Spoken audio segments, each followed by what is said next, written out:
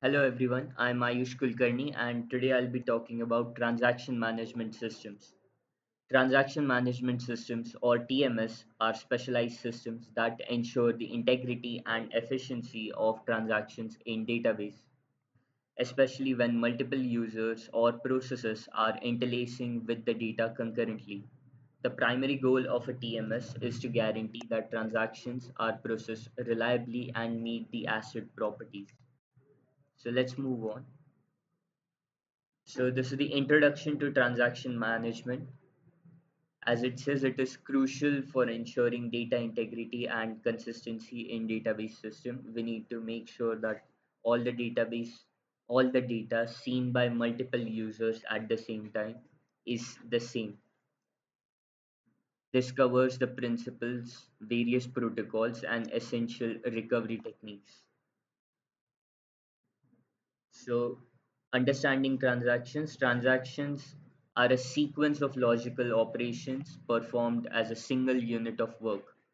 And again, it must satisfy the ACID properties. ACID properties are atomicity, consistency, isolation, and durability.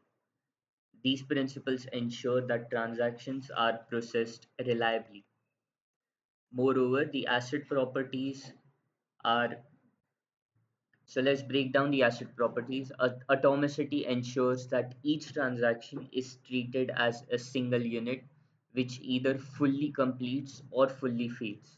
If any part of the transaction fails, the entire transaction is rolled back, leaving the system in its initial state.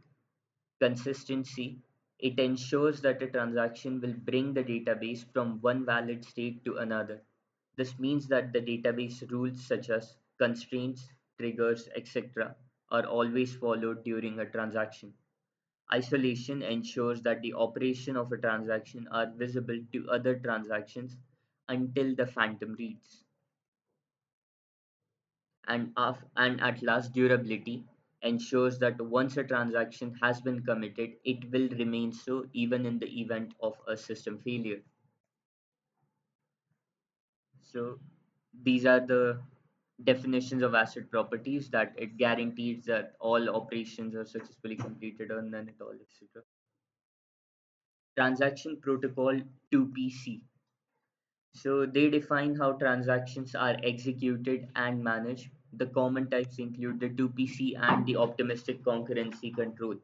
These protocols ensure that transactions are completed in a controlled manner. So these are used in banking systems, e-commerce platforms, and reservation systems. So the 2PC or the two-phase commit protocol is a distributed algorithm that ensures all participants in a transaction will either commit or roll back. So it's pretty similar to atomicity. It consists of a voting phase and a commit phase, which enhances reliability in distributed systems. Then the optimistic concurrency control. The optimistic concurrency control assumes that conflicts are rare. So it assumes that very rarely it will happen that two separate users suddenly update the same point of data. It allows transactions to execute without locking resources but checks for conflicts before committing. So let's say there are two people booking a single airplane seat. So if they are using the optimistic concurrency control, it will not check the conflict. It will allow both the users to do their airplane seat booking process simultaneously. It will not lock the resource after the first user has clicked on the seat. So it will allow both of them to process on it simultaneously, but before the billing section or before confirming or before updating it into the main database, it will check for said conflicts. So basically, let's say user one has already booked it, or like user one and user two started booking it at the same time. User one finishes the booking, and a second later, user two is has also clicked the button for booking. So user 2 will get an error that the seat has already been booked because user 1 booked it 1 second before. And if a conflict is detected, the transaction is rollback, ensuring data integrity. So in case both the users click click the book option at the same time and there is a conflict that has arisen, and in that case it will be rolled back and both of them will be redirected to the main screen and they'll have to book the seat all over again. Then these are the recovery techniques and why they are important. Recovery techniques are essential for restoring a database to a consistent state after a failure. Key methods include rollback, then checkpointing and logging. These techniques safeguard data against unexpected failures and ensure minimal data loss. So, recovery techniques are important because they can restore the data to a consistent state after the data has crashed or there has been an error, typically using the transaction log.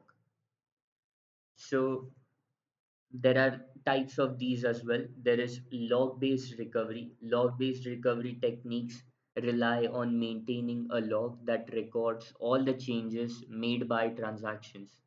There are two main types of logs used: undo logging, which logs the old value before a transaction changes it. This allows the system to undo or roll back the effects of incomplete transaction if the system fails before they commit.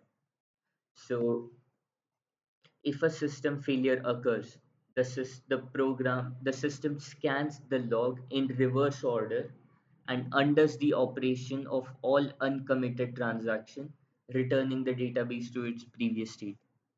Then there is the redo logging, which logs the new value after a transaction changes it. This ensures that if a committed transaction changes are lost due to a failure, the system can redo the changes from the log. And the process for this is after a failure, the system scans the log and reapplies the changes of all committed transactions that were not written to the database before the failure. Then there is checkpointing. It should be here. Yes, checkpointing. Checkpointing is used to minimize the amount of work needed during recovery by periodically saving the current state of database and transaction logs. A checkpoint acts as a marker, ensuring that all changes up to that point are written to disk. So during recovery, the system starts by examining the most recent checkpoint. Transactions that were committed before the checkpoint don't need to be restored as there was no error or no crash before that point. And keeping such instances reduces the recovery time. There are types of checkpoints. There is a consistent checkpoints which ensures that no active transactions are in progress during the checkpoint creation. Then there is fuzzy checkpoints, allows some transaction to remain while creating the checkpoint, but ensures all committed changes are captured.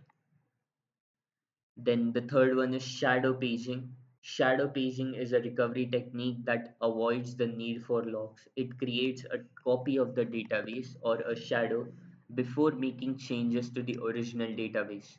So basically, when a transaction starts, the current page of the database is copied to a new shadow page.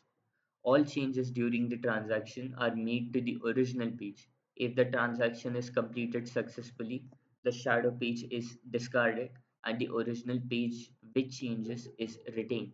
If the transaction fails, the system deletes the original page and brings back the shadow page, effectively undoing the changes.